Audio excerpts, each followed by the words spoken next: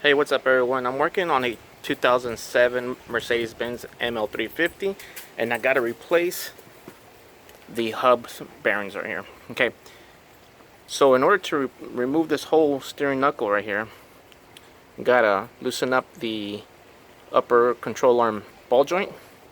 Also loosen up the outer tie rod, the sway bar link from here.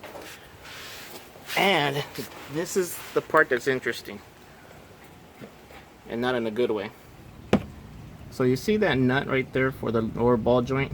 Okay, in order to get access to that nut, the CV axle needs to be moved to the side.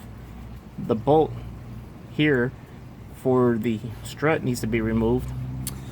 The sway bar needs to be removed in order to get to the bolt.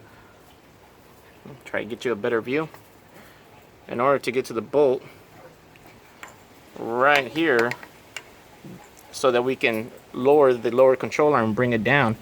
So we got to remove that and that area over there, so that when the lower control arm goes down, I have access to the nut and then I can remove it. So it's a lot of work just for a lower ball joint removal.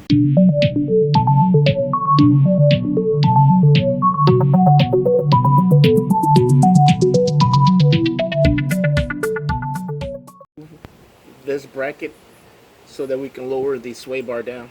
I'm using a 16 wrench and a 16 socket so that I can remove the two bolts that secures the sway bar.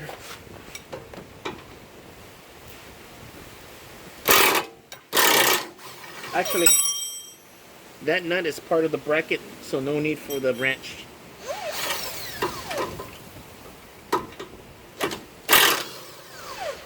Now the passenger side.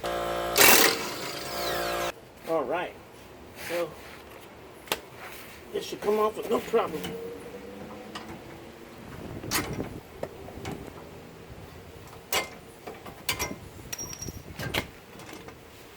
There we go. Now we have access to the bolts that secures the lower control arm to the frame. Before lowering the lower control arm, I'm going to remove the bolt that secures the strut to the lower control arm, and we're using a size 24 socket and a 24 wrench.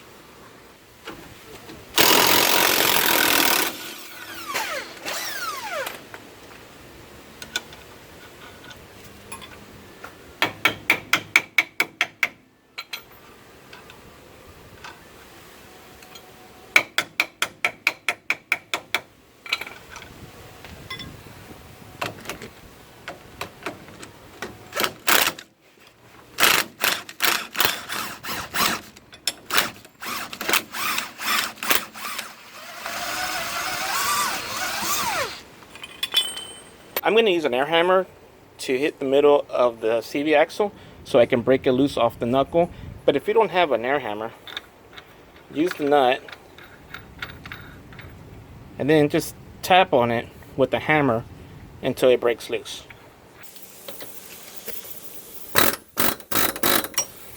Now we're going to remove the front bolt of the lower control arm. I'm using a 21 metric wrench and a socket. Same size, 21. Right. When we lower this down, there's going to be two rubber shims. We have to make sure, oh actually they're steel. We have to make sure we put them back in there. They're on there for clearance purposes so that it can be tight. Okay, so I have to use a 1/2-inch drive ratchet. The socket's a 21 and the wrench is an 18 for the back nut of the rear lower control arm, and I only have access using this tool. I can't use a impact. Okay, now we're going to remove the last bolt, 21.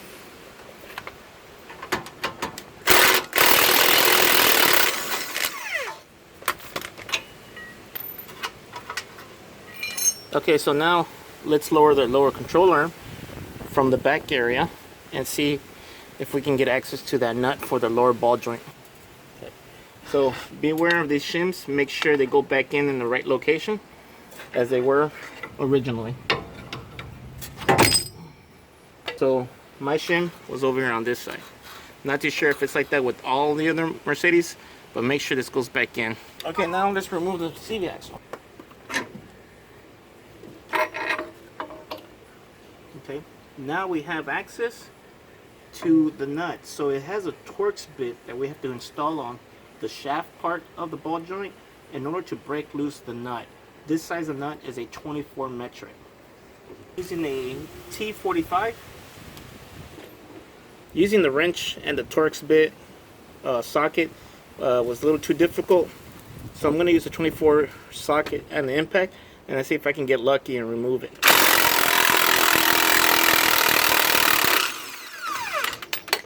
That worked.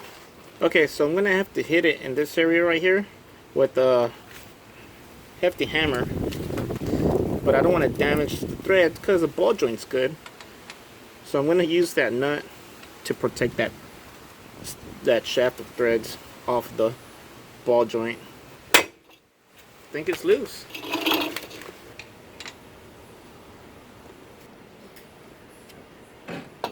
Alright.